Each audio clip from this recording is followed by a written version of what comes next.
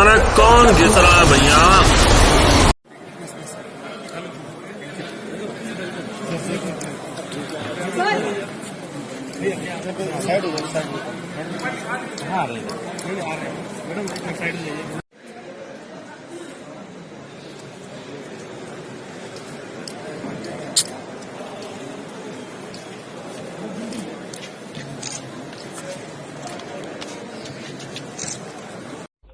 I rise to present the budget for the year 2020-2021. So in May 2019, Prime Minister Modi received a massive mandate to form the government again. With renewed vigor, under his leadership, we commit ourselves to serve the people of India with all humility and dedication. People of India have unequivocally given their Janadesh for not just political stability and also reposed faith in our economic policy.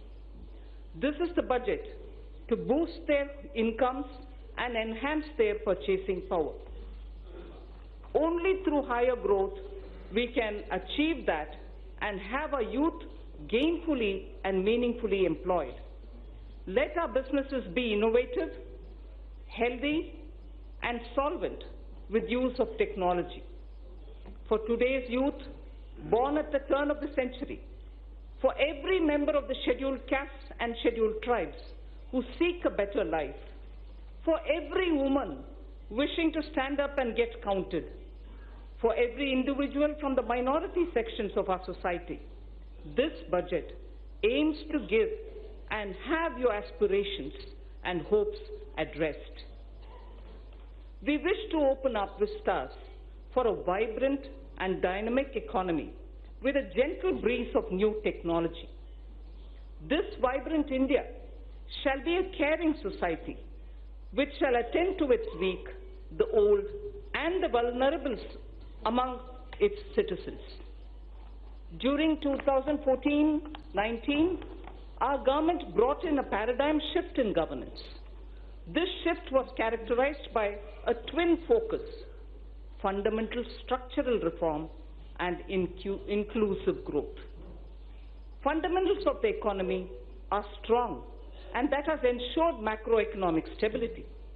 Inflation has been well contained. Banks saw a thorough cleaning up of accumulated loans of the past decade, and then they were recapitalized.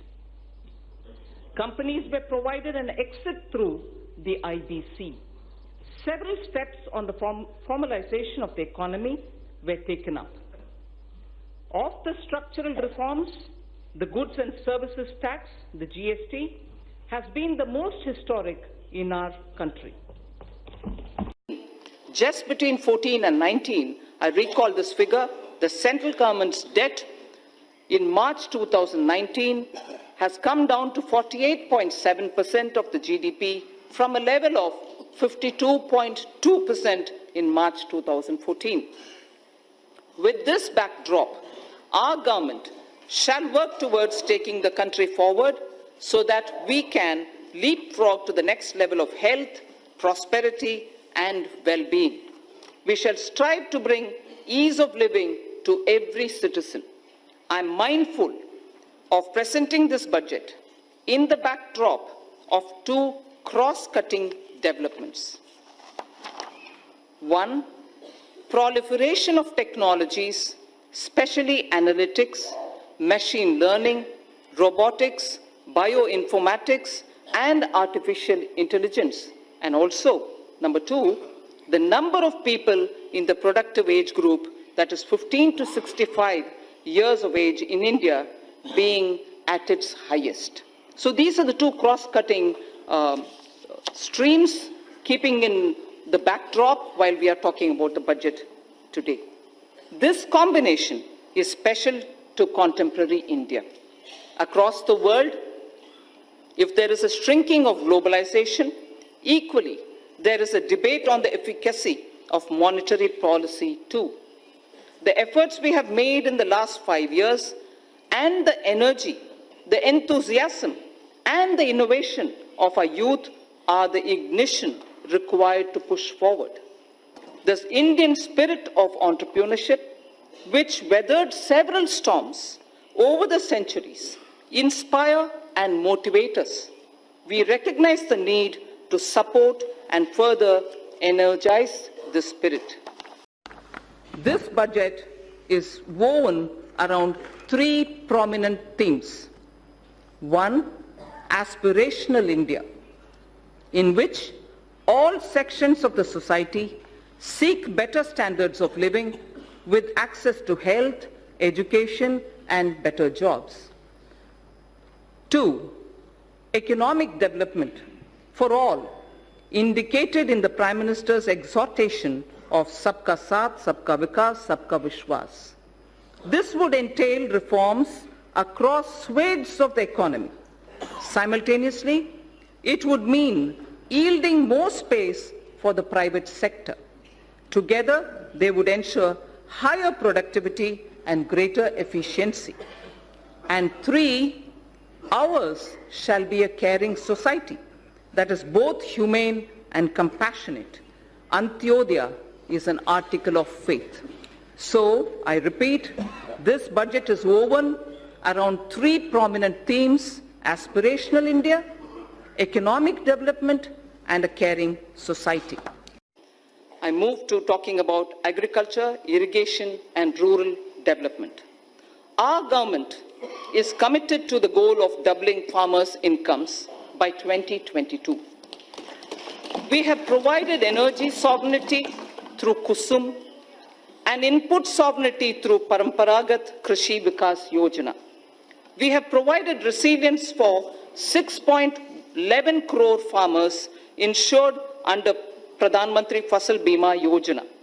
Focus on cultivation of pulses, expansion of micro-irrigation through Krishi Sinchai Yojana have raised the self-reliance of the country.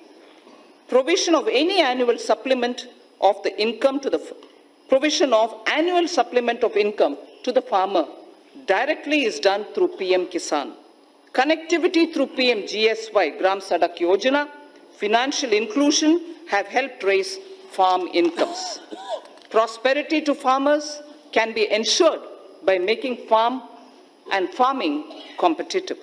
For this, farm markets need to be liberalized. Distortions in farm and livestock markets need to be removed.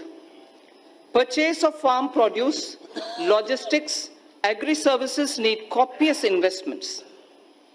Substantial support and hand-holding of farm-based activities such as livestock, apiary, and fisheries need to be provided for.